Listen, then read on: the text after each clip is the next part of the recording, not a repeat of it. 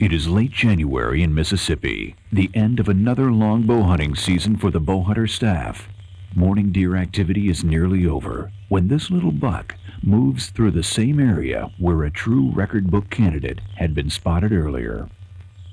While Jeff sits tight, waiting and hoping the trophy buck will reappear, Dwight already has arrived back at the late morning pickup spot just ahead of MR. Well, here comes the old grandpap himself.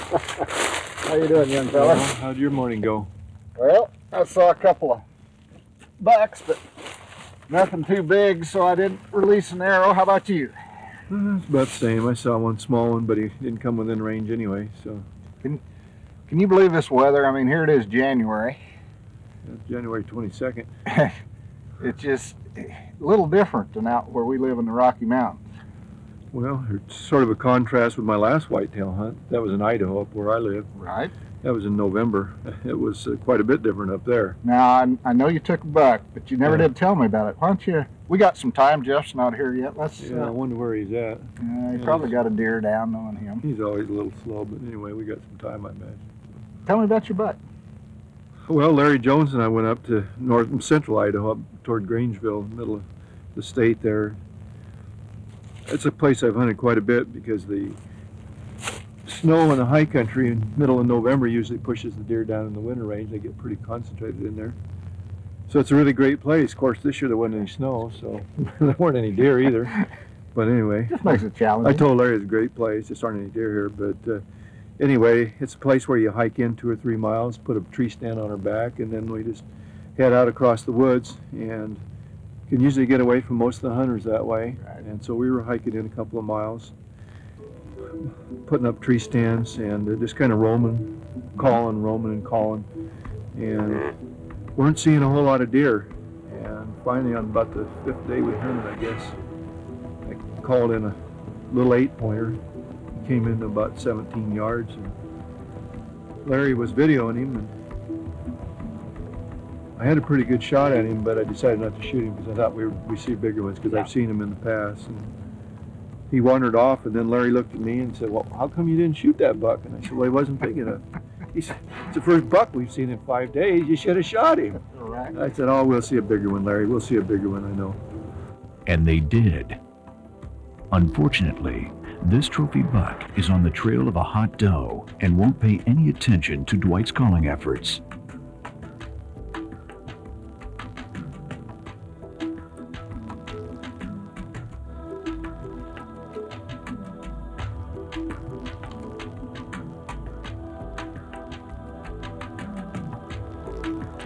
So we hunted a couple more days, and finally it got to be the 19th of November, which was one day of the season left. It closes on the 20th.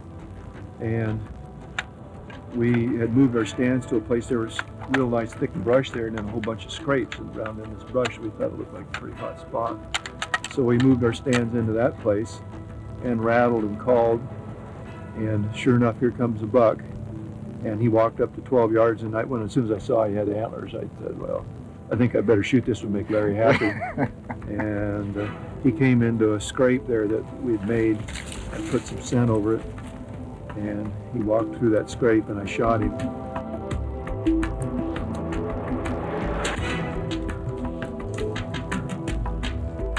Dwight's shot is good.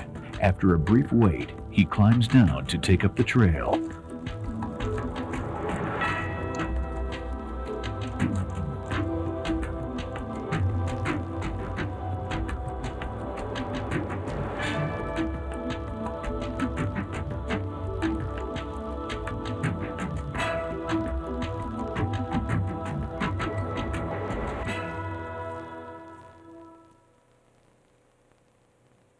Of course, when we reviewed the video, we realized it was exactly the same buck I passed up 2 days before. And Jones never said a word about it. No, he didn't say a word about it, no. So Well, anyway, we had a great hunt, but it's quite a contrast because there you could just tip this country on its side, and it's about like that in Idaho, and the weather was quite a bit cooler, and it was pouring down rain, but we had a good hunt. That's the one successful hunt that I had this fall, so I cherish that one little 8-pointer I got in Idaho. Dwight Shue was a successful bow hunter because he pays attention to details. Let's listen to some good advice from this widely traveled veteran bow hunter.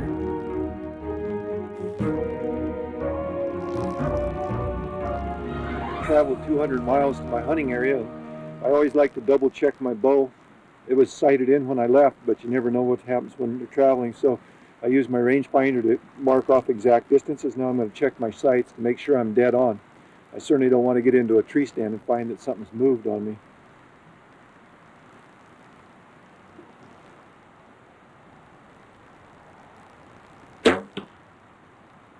Looks like I'm pretty close. Shoot a couple arrows, and I do this with broadheads too. I want to make sure that I'm dead on with the broadheads in case they're not hitting exactly where my field points do.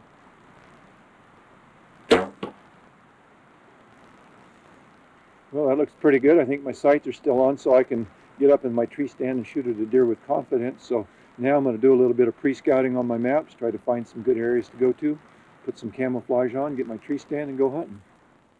You know, Larry and I were down in Kansas first week in November, and you'd think it'd be prime time. We were supposed to be down there, rut was starting to kick in. It was 70, 80 degrees most of the time. We rattled in some deer, but boy, it was tough.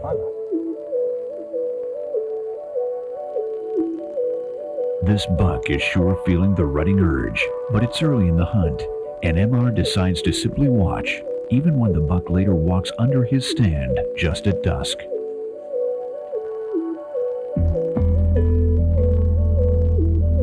Savvy bow hunters are safe bow hunters. Listen to a few words of wisdom from a man who has successfully bow hunted across North America for over 40 years. One of the things you never do is climb a tree carrying your bow. Always have a haul line for your bow and any gear. You don't want to risk a fall and injury. Just not smart.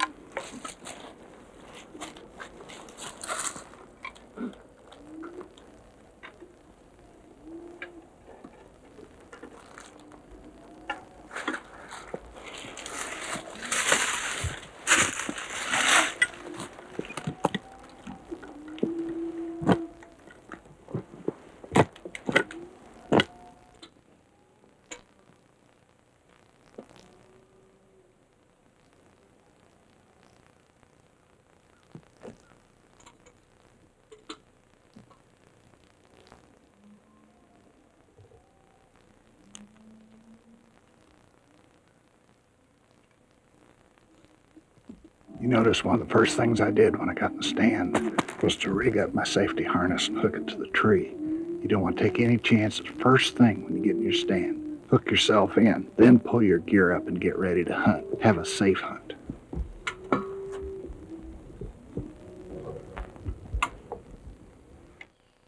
Successful bow hunters like MR and Dwight know how effective rattling and calling deer can be. Here's a related tip from noted bow hunter Larry D. Jones. Got my decoy right there. The decoy goes hand in hand with rattling and grunting. The deer hears something, comes in, sees the decoy, doesn't hesitate, comes right on in a lot of times.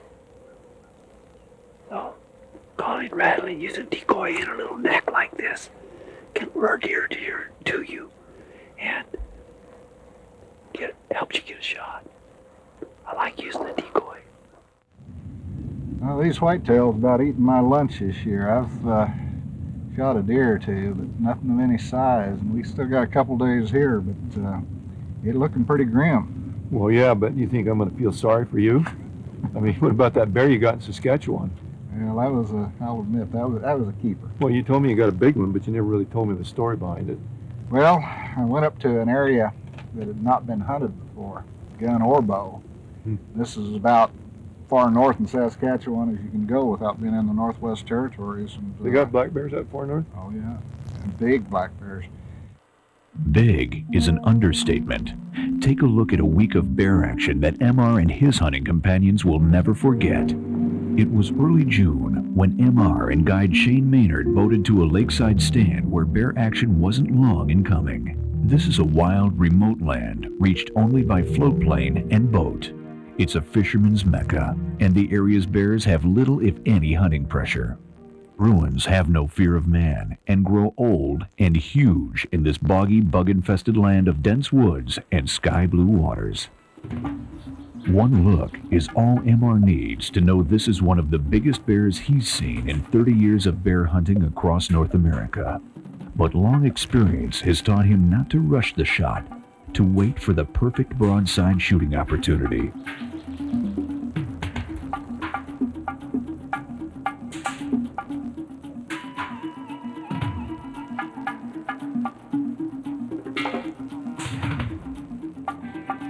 The bear is only 12 to 14 yards away, but the shot angle still isn't right, so MR simply waits.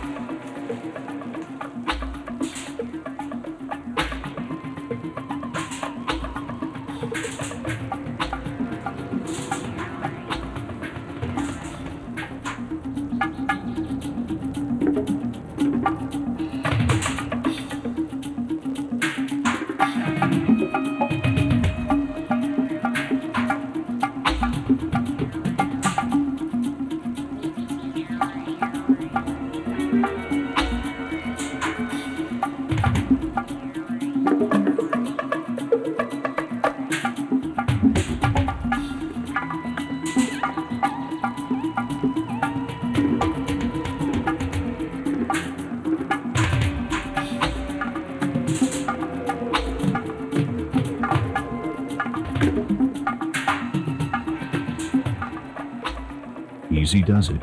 Pick an exact spot on the bear's heart-lung area and... Gotcha. MR's razor-sharp broadhead causes massive, immediate blood loss, but MR knocks an insurance arrow just in case.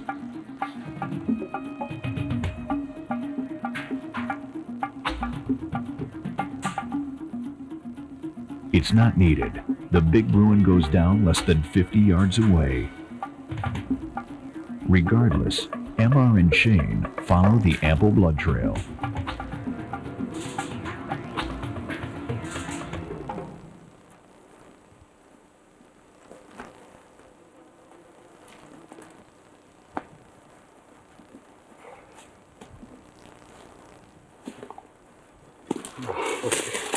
Good blood. Oh, yeah. Some more blood here. Oh, yeah. Good blood.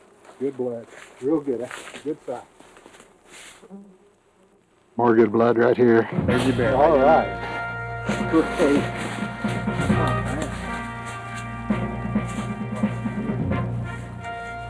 Size of that head. He's a beauty boy. I'd say he's in the 20.5-inch range at least, maybe better. Got a lot of scars, fighting over the years. Big old Saskatchewan, Northern Saskatchewan bears have a tough time up here. Only the big, strong ones survive. Talk about a hog. Talk about a hog. Killed my first big bear 30 years ago this month. You can believe that. 30 years. I've taken a lot of bears in that time. This is one of the best. Perhaps the best. Man, just a real beauty. Just a hog. Prime pelt, gorgeous, gorgeous animal. Just tickled to death. Oh, man.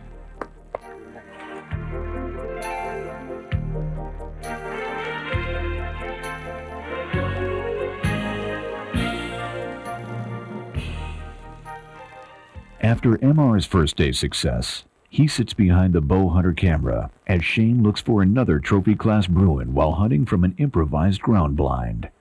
This is a good bear, but it's not the trophy Bruin Shane's looking for.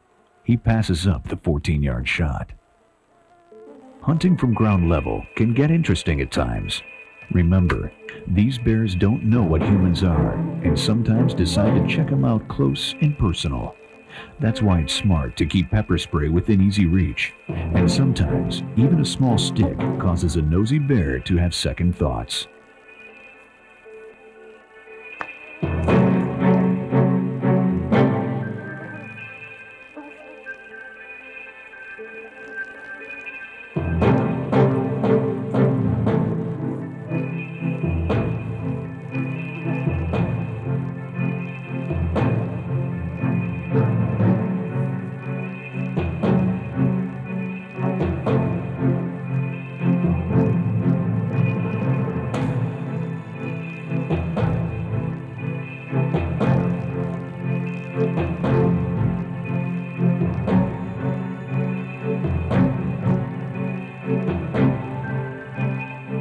It's sometimes easy to forget that these big Bruins are wild, potentially dangerous animals. But bear hunters should never forget that fact.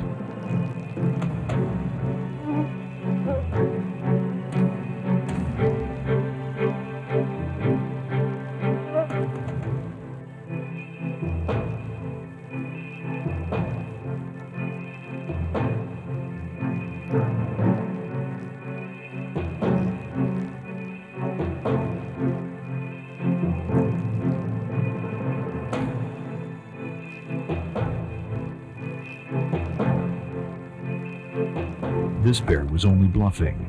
But when an unpredictable Bruin is only a dozen or so yards away, it's smart not to become complacent and lower your guard. You simply never know what a black bear will do next.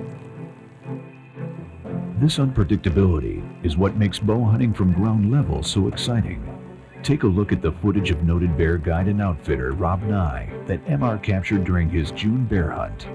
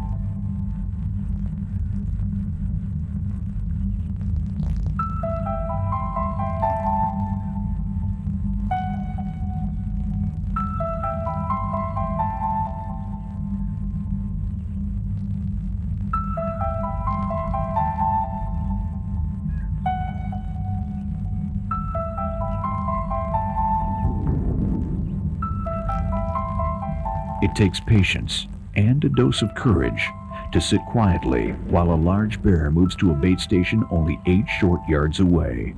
And speaking of bait, Saskatchewan law normally requires that bear bait be contained. However, Rob had earned an exemption due to the fact his hunting area is so remote and the type and amount of bait used, fish entrails, popcorn, table scraps, grease, and corn syrup, is so small by comparison with the usual bait stations.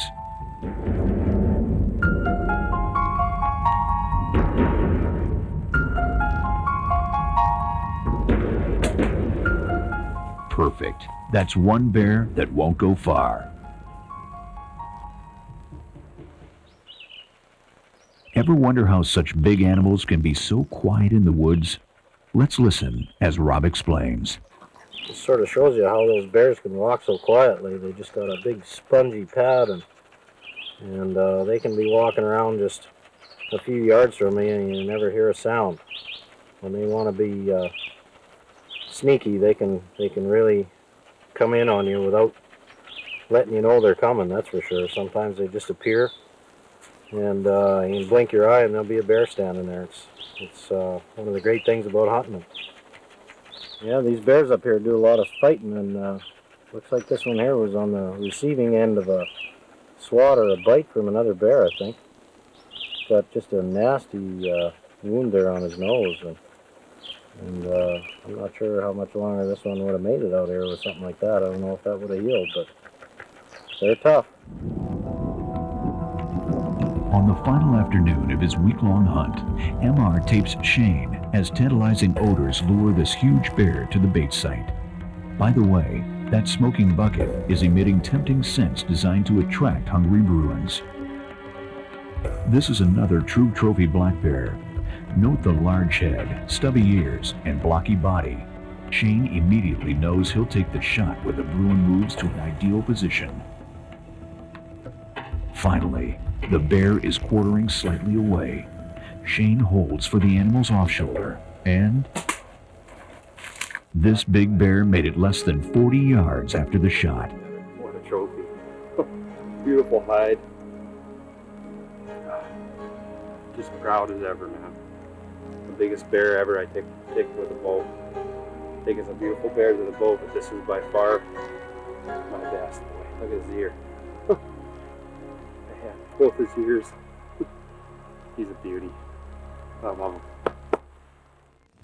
Meanwhile, as MR is telling Dwight about his Saskatchewan adventure, Jeff Waring watches the small buck move out of sight. But before climbing down, he offers a shooting tip worth remembering.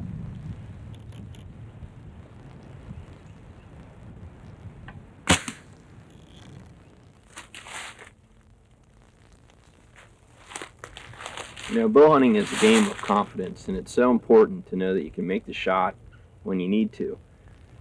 Fortunately, there's some simple things that you can do to make sure that you're zeroed in. One of the things that I like to do is carry an arrow with a Zuki judo point on the end. That way, whenever I'm done hunting, I can take a shot before I get down, and I have that little bit of confidence. I know next time I get up and stand, I'll be ready. And then we're going to play the theme song, Always Late. How'd you do this morning, young feller? All right. Saw a small buck and a doe, But no shots. no shots. Really? Beautiful morning, though. Oh, it's great. Yeah, we were just talking about how nice and different the weather is. We've For been sure. reliving some of our hunts from the past year. Yeah, I hope I didn't miss too much. Well, you just missed a bunch of lies, and talking about Larry Jones, and, you know, that's Well, yeah, you don't have to lie when you're talking about him, though. It's almost unbelievable as it is. Yeah, well, you and Larry, I know we're up chasing mule deer in Alberta earlier this year. How'd that go? Oh, he could jinx any hunt I ever went on. In fact, he's done it to me a lot of times. We saw a lot of deer, no question about it, yeah. Mostly a spot and stock hunt. The deer would feed at night in big alfalfa fields, and then they'd go over into these breaks. And we hunted a couple of different ways. We hunted some water holes. It was pretty dry country, and so as they'd come off the alfalfa, they'd visit a couple of springs there, and we dug one pit on a spring there. Had some very good hunting there. As a matter of fact, we had deer right in on us. I had a couple of bucks right 15 yards below me there when I was in that pit blind. Let's head north to Alberta and check out some of the hunting action. Yeah, but it'll be worth it, right? Hopefully. The big 180 comes in? Is that what you're promising? That is the plan. Easing close to groups of mule deer is a true bow hunting challenge. As a backup plan, Dwight and guide Jeff Lander establish blinds near feeding and watering sites. There. All right.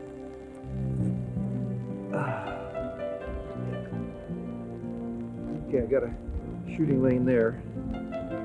So I can get, that's 25. And then I got one here. It's 20 right there. 25. The strategy works to perfection, but only small antlered bucks show up.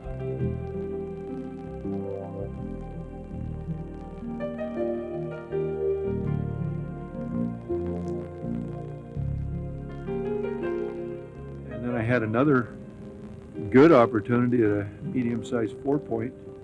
We had a pit blind right at the edge of a grain field, and the bucks had come up out of the coulees there, and then they come into these barley fields to feed. And I saw a doe jump the fence, and I thought she was by herself, and so I wasn't ready. And lo and behold, I had quite a bit of brush on the side they were coming from, and I didn't see it. Lo and behold, this nice 4-point jumped the fence right in front of me and stood at 20 yards. Well, he was looking right at me, but just about, and so I couldn't draw. And he walked on by and went out into the field, and so I had to turn and shoot over here, and I drew, and let's just say I shot a rock. when I released, the sparks flew right in front of me, and we'd had rocks around the blind, and I just didn't raise up quite enough. And I hit one of the rocks in the blind, and my arrow went about 200 yards straight up, and the deer went about 2 miles straight out. That was the last I saw that buck. Never discouraged, Dwight turns to stalking challenges between his long vigils and carefully situated blinds.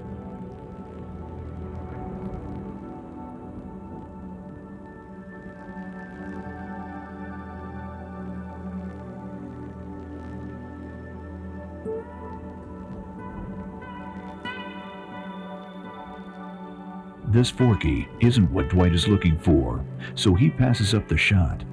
Later, he's glad he did when he spies a nice muley bedded on an open side hill. Dropping to his hands and knees, Dwight tries to ease within bow range by crawling along a grassy ravine below the deer.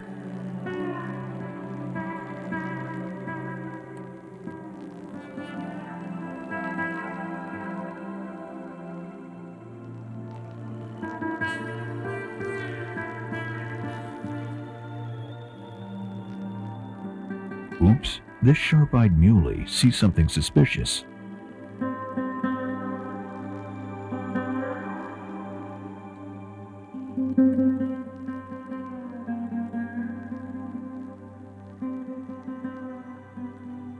Better luck next time, Dwight. Now let's listen to some valuable tips on proper optics for bow hunting open country game. High-powered optics are your most important equipment for hunting mule deer, bighorn sheep, and other western big game. Normally on a western hunt, I'd carry 2 sets of optics. I would carry an 8-power binocular for general spotting, and I would carry a 20-power spotting scope for long-distance spotting and for sizing up distant animals. Some cases, I don't want to carry 2 sets of optics because it can be heavy, particularly when I'm backpacking or having to hike in a long ways. So I've come up with a compromise system so I can just carry 1 binocular. And this 12-power Bosch and Loma is ideal for this. It's a compromise between the 8-power and the 20-power. It's great for long-distance spotting. It's important to have a tripod, though, so you can hold it absolutely steady. I can sit for hours like this and spot animals out to 2 or 3 miles. So the 12-power is good for long distance, but it's also adequate for general spotting, and it's light enough and the power is low enough that you can hand hold it fairly well. So that's the reason I like the 12 power as a compromise. I keep it around my neck where it's handy. I can get at it quickly, keep it in a pouch here. So when you're going on a hunt where you're hiking in a long ways and you don't want to carry 2 sets of optics, try this system that I've used. I've used it very effectively for western big game, and I think it'll work for you too. It was an exciting hunt. I had a lot of fun. Spotting and stalking mule deer is a tough way to go. It's not like sitting in a tree stand or even in a ground blind. Did you have a chance to try any blinds besides the pit? Oh, we put a blind on the alfalfa field. We had one of the double bowl pop-up blinds. Yeah. They're convenient because you just 10 seconds and you got the thing set up. We had to stake it down pretty good because the wind was blowing hard. But yeah, we had quite a few deer in there too, but again, we just didn't have any of the bigger bucks come within range of it. So we had opportunities in several different situations. It was an interesting hunt because you could hunt them several ways. And we saw lots of deer, and we saw some good bucks, but we never saw any good bucks within bow range. That kind of like the hunt that Larry Jones and I went on in Wyoming. We were chasing elk there in early September. Yeah, he told me about that. He said you didn't kill one. No, it wasn't for lack of trying or lack of opportunities. It's just, you know how when you're hunting those things, everything has to fall into place. And the best chance we had, we were with Tim Dowd at Bliss Creek Outfitters, and we'd ridden about 24 miles back in the wilderness there. And this was, of course, bugling, spot and stalk. And we, but you were there in mid-September? It was early September, yeah, first 10, 12 days of September, something like that. And weather was great, no problem there. And there were a lot of bulls, and they were talking pretty good. Best chance I had was, probably the 4th, 5th day.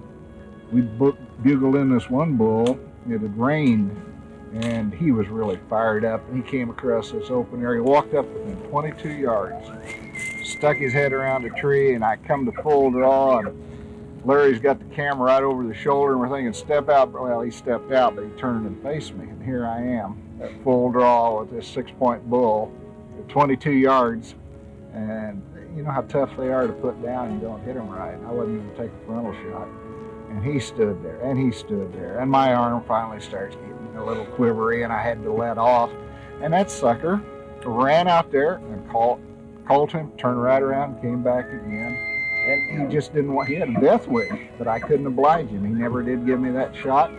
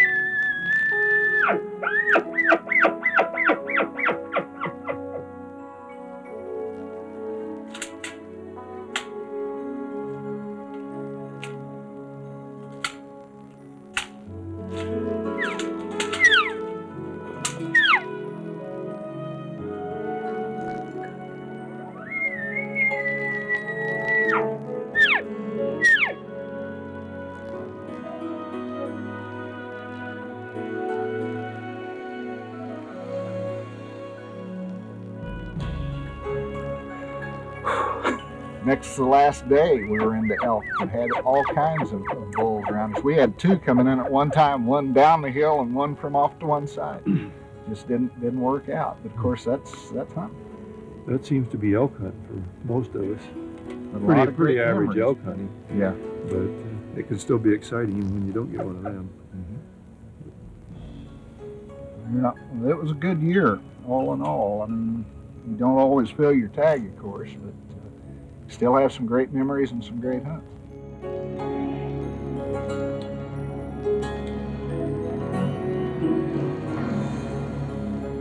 Close-range encounters with running bulls can be exciting. Here's some elk calling advice from veteran guide Tim Dowd. Hello, my name is Tim Dowd of Bliss Creek Outfitters of Cody, Wyoming. I've been a professional guide and outfitter for the past 21 years. I want to spend just a little bit of time with you and talk to you about some elk calling techniques that I found has worked really good for me. When I go to locate a bull first thing in the morning or anytime during the day, I always call twice. I'll do one little call, just a short little whistle, kind of sounding like a smaller bull. So if there's a bull close, I don't blow him out of the country. Then I'll go ahead and I'll do a full-blown bugle if I don't get an answer from that. I'll give you a little demonstration of what I'm talking about. You're going to do I do the first whistle first.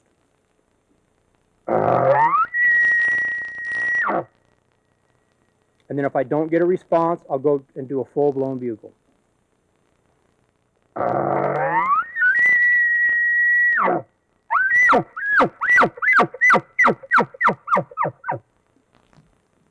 Hopefully one of the two will get the elk to respond. If not, I'll go and I'll start working the timber, go to my next spot. When I'm working the timber, I'll then switch to my cow call. When I cow call, I make sure I always cow call more than once. I'll do a series of cow calls. It's rare if a cow just calls once. And at the same time, anytime you're calling, if a bull, it's the same as it's a human being that when you hear something, the first thing you do is you stop and you listen to hear where it came from, what it is exactly. An elk will do the same thing. He may have his head down, he may be feeding, he may be raking a tree, whatever the case may be, and he hears something and he stops and he listens to hear what that sound was. So you want to make sure you cow call and do your bugles and everything more than once before you move on to your other spot. So when you're working the timber, you break a twig, you make a little bit of noise as long as it's not a metal human sound. Get your cow call off through the timber and just do a series of cow calls.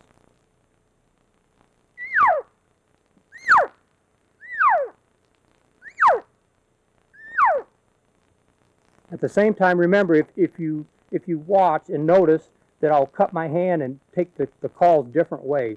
An elk or a cow won't just stand at one point and call, call, call. So make sure when you call, whether you're bugling, cow calling, whatever the case may be, move your bugle around, throw your cow call around, because a bull coming in is expecting an elk to be moving also. And one last little tip I'd like to share with you. What I see that a lot of people do or don't do is call enough. Everyone seems to be call shy. I'm just the opposite. I call very aggressively, try to get the bulls worked up a lot. I do a lot of cow calling through the timber, and that seems to get the bulls to come in more at a dead run where my client has a better chance to take him. I tell you what, I know you mentioned bears, and I'm a little jealous because I know you went to Alaska chasing those big brown bears, those Kodiaks. Yeah, I did. Tell me about that hunt. Well, I definitely chased a few. I didn't shoot any though. That's the unfortunate part of that hunt. Yeah, it was a wonderful hunt. One of the best hunts I've ever been on. We were hunting with Ray Williams out of Lake Iliamna, and we were on one of the streams where the sockeye salmon spawn in late September there. So you had a pretty fair number of fish still left in the river, and so the brown bears, they come from 50 miles around and drop into this river valley and fish along the river there. And we did do some spotting and stalking in the higher valleys where there were berries, and we generally do that in the mornings, go up and spot. And I actually did stalk a couple of bears and didn't get on them, but tried to stalk them. But most of the time then in the afternoons we'd spend in our stands, tree stands along the river. Yeah, and it's comforting to be up in a tree. That's great for bow hunting. When you got a 10-foot bear or whatever, you want to be pretty high up. But, and we would put the stands right in the places where the fish were thickest along the banks there. And the bears just walk the banks of the rivers. It looks like ATV trails right along the edges of the rivers right there. This is an ideal bow hunting setup for dangerous game. During the week, Dwight watched numerous bears fishing nearby for sockeye salmon or moving along the shoreside trails. But none of the Bruins met his 8-foot standard, so he passed up each shooting opportunity. How many do you think you saw during your hunt? I'd say 35 to 40 different bears. Wow. Yeah, it was amazing, and had quite a few within 10, 12 yards of my stand. Quite a few sows with cubs and several smaller boars in the 7 to 8 foot class, but I'd sort of set a standard that I was going to hold out for at least an 8-foot bear. Believe me, I was giving it a lot of thought because it's a pretty expensive hunt, probably one that I won't ever be able to do again. So I definitely wanted to fill my bear tag, but at the same time, if I was going to get one, I wanted to get a big one. You know, brown bears are supposed to be big, and so I wanted to try to get a big one. I never did get a chance at one over 8 feet, and so I passed up some slightly smaller ones, and the big one just never came within range. But we did have success. The bow hunters proved themselves on brown bears. There were 3 bow hunters in camp. Mark Buer from Bow Hunting Safari Consultants, he's the one that actually arranged the trip, and he got a nice 7.5-foot bear. And then Dr. Mark Hawkins from Florida, he had never hunted brown bears before, and he took a real nice bear that was probably 7.5 feet. And Dr. Hawkins was quite a exciting event. The bear came within about 25 yards, and it was poised on the bank to jump in for a fish, and Mark shot and missed him. And when the arrow hit on the other side of the bear ran toward his stand. Didn't hear the bow go off. It ran toward his stand, and it got up on the bank, and it was creeping along the bank to get away from that noise it heard down there by the river, and it walked right up to his tree almost. And just as it got to the tree, it maybe caught a little whiff of human scent there, and it just slowly started to turn and move away from the stand. And that's when Mark was right on him, and he let the arrow go, and it couldn't have been 4 to 5 yards from his tree at that time. And when the arrow hit, the bear roared and fell off the bank and then charged off into the brush. And it only went about 60 yards. They go down in a hurry when you hit them right. But that was quite an exciting event. I got to go in on the recovery on that one. So I saw bear fur on the ground, but I wasn't able to get one. It was pretty disappointing to me, but I have to say that just being that close to bears of that size, to that many bears, watching them fish, watching them jump in off the banks, just feeling the aura around those bear trails where they've walked up and down there, Mm-hmm. and being that close to animals of that size, that was one of the most exciting hunts I've ever been on. So even though I didn't kill a bear, I will always cherish that particular hunt as one of my favorites, yeah. You know, I've wanted to do that for some time. That's why I said I was a little envious of you. And fella, I don't know, maybe you know him, Randy Lilquist from down in Arizona. Right, He's a bow hunter down there. Yeah. A friend had sent me a video of Randy shooting a bear. He was on a bank, and this bear was moving past below the guide, and I think Randy's son was along doing the video work. And that bear got broadside, and Randy made a perfect shot. The bear runs out, and you talk about going down in a hurry. This big old bear, it gallops out there maybe 40 yards or so and goes down. I mean, that quick. And as you say, you hit him right, and go down in a hurry.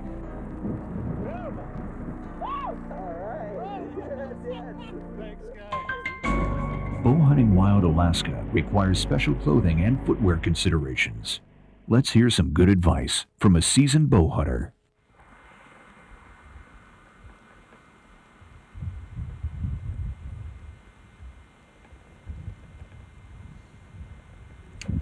Hi, I'm Dwight Shue, editor of Bowhunter Magazine. It's late September here in Alaska. I'm hunting brown bears in the Lake Iliamna region. This time of year, you got to go prepared as far as your clothing goes. You can just get about any kind of weather from hot to constant rain. You can just about bet it's going to be damp and cold, and that's one reason I really like fleece. Fleece gives me 3 advantages in this particular kind of country. Number one, even if it does get a little damp and you get rained on a little bit, it still insulates and keeps you warm. And number two, it dries very fast, so you can hang it up in the cabin or the tent at night. The water will run out of it and it's dry by the next morning. So it's good to have clothing that dries rapidly in this kind of damp weather. And the third reason I like it is it's so quiet. For the bears here, we're hunting 2 methods, stalking and in tree stand hunting. And when we get really close, you need to be very, very quiet. And fleece clothing is as quiet as a bear's hide itself. So that's one of the reasons I really like the fleece clothing. I like this design. This is made by Day One Camouflage. It's got nice big pockets here, got leg pockets, and it's got a nice high collar you can turn up to keep the bugs off the back of your neck, keep the wind off. And so this design works really well.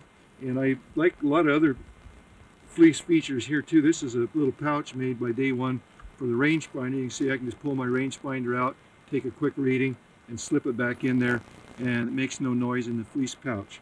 I also have a fleece pouch for my binoculars so I can slide them in and out very quickly and have them ready to use right there on my chest. That pretty well outfits you for hunting Alaska during this soggy weather. One other feature you probably want to add is some Alaskan sneakers like I have on here. You can see this is pretty soggy country. You're going to get wet feet if you don't have some kind of rubber boots. And one other thing that you probably don't want to forget, especially on a day like this, is your bug net. So I think I'm going to put this thing on to keep these black flies out of my ears. And then I'm going to move on and see if I can find myself a brown bear. Good hunting to you.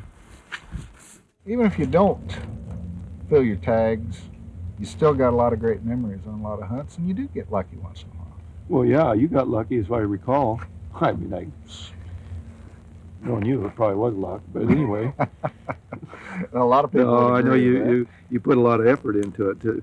When you went up to British Columbia and hunted bison up there, now that's a hunt that I'd like to do sometime. Well, you should. You really should. And talk about big. You're talking about brown bears being big and furry. Now that bison is bigger and furrier yet. I gotta know more about that, because sometime that's a dream I have of hunting bison. Tell me about it. Well, essentially, Pope and Young Club worked with the Department of Fish and Game up there in British Columbia to open up this one unit to bow hunting only. And they give out a very limited number of licenses. Glenn Heisey is the records chairman of Pope and Young, went up there with Nathan Anderson the year before last, and each one of them got a nice bull. And so they've upped to where you can get 5 bow licenses a year. Wow. A friend of mine from Kalispell, Montana, Dirk Eddy, and Bob Delaney from Greenwich, Connecticut, another Pope and Young member, we met up there, and we all got good bulls. And those things are big. I mean, figured some of those bulls would go 2,000 pounds on the hoof. And when it's all spot and stock, it's all fair chase. They introduced about 50 head back in the 60s. So these aren't native to that area? No. They introduced them, they brought them in, and I'm not sure where they came from, but they turned them loose on this one area up there, and now they figure there's between 2,000 and 3,000 head. Wow. Now, I view bison as being plains animals, but yet British Columbia isn't plains as far as I know.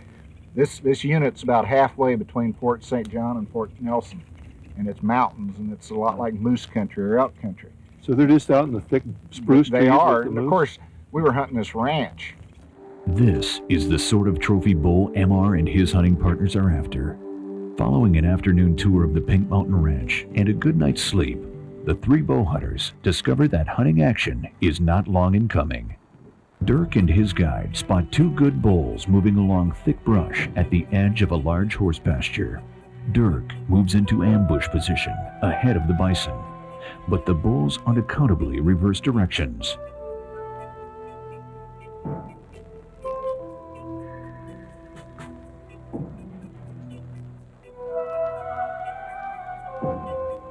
Dirk decides to take the initiative. Using feeding horses for cover, he eases into bow range, draws, and releases an arrow. A perfect shot. The big bull is literally dead on his feet.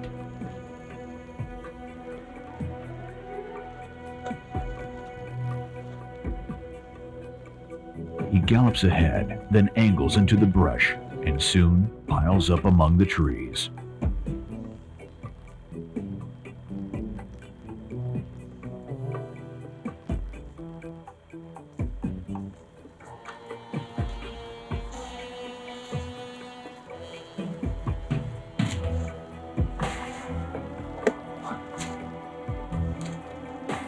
What a buffalo.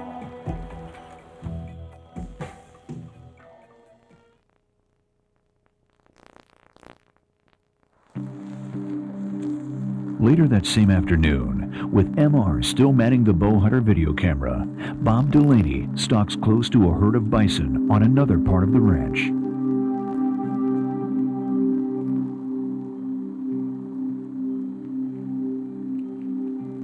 Keeping to the shadows with the breeze in his face, Bob moves close to the feeding herd and ranges the yardage. Easy does it.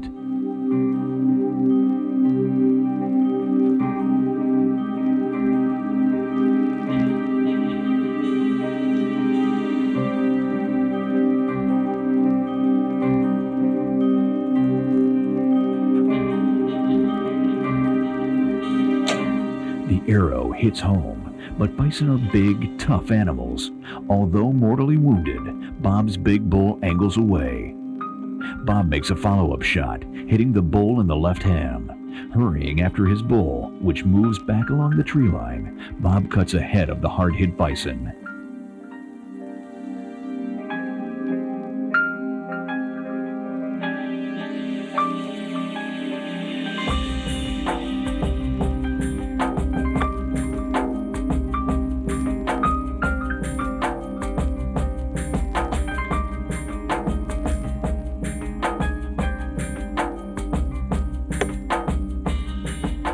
Oh man, what a bull, what a bull.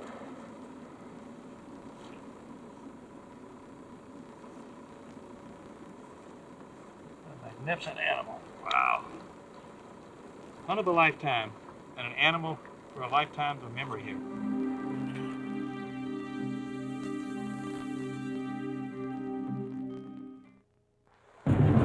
Now it's MR's turn. But it is late the following day before his chance comes. A solitary bull is sighted by the guides along the Halfway River at the far end of the Pink Mountain Ranch. The huge animal, a loner called a gypsy bull by native hunters, was feeding in a dense willow thicket when MR and his guide eased within 20 yards.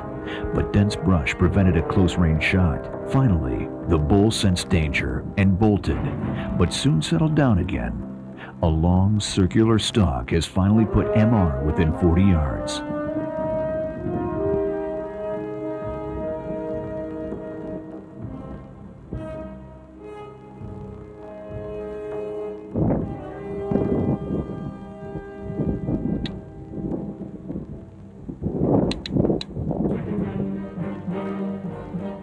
takes his time, ranges the distance, settles his nerves, and makes the shot.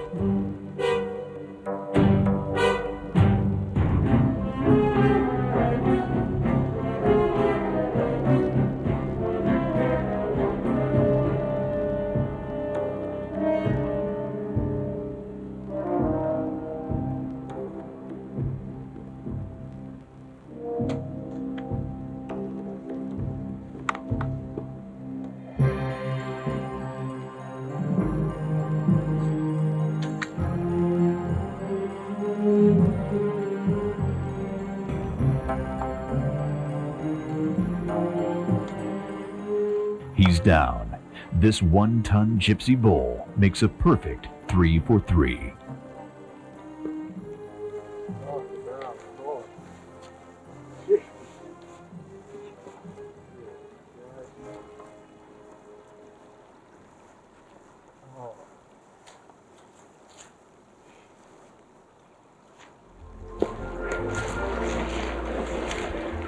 Thank you, Lord.